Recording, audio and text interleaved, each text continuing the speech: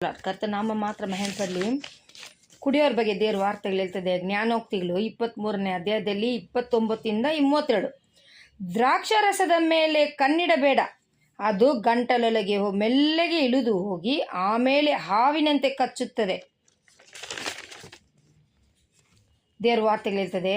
ದೇವ್ರಿಗೆ ಅವಿಧೇಯರಾಗಿ ದೇವರ ಭಯ ಇಲ್ಲದವರಿಗೆ ದೇವ್ರ ವಾರ್ತೆಗಳು ಈ ರೀತಿಯಾಗಿ ಇರುತ್ತದೆ. ಯೆಶಾಯ 5ನೇ ಅಧ್ಯಾಯದಲ್ಲಿ 12ನೇ ವಾಕ್ಯ ಹೇಳ್ತದೆ, ಯೆಹೋವನು ಕೆಲಸವನ್ನು ಅವರು ಲಕ್ಷಿಸರು, ಆತನ ಹಸ್ತಕಾರ್ಯವನ್ನು ಆಲೋಚಿಸರು. ಆದ ಕಾರಣ ನನ್ನ ಜನರು ಜ್ಞಾನಹೀನರಾಗಿ ಸೆರೆಗೆ ಹೋಗುವರು.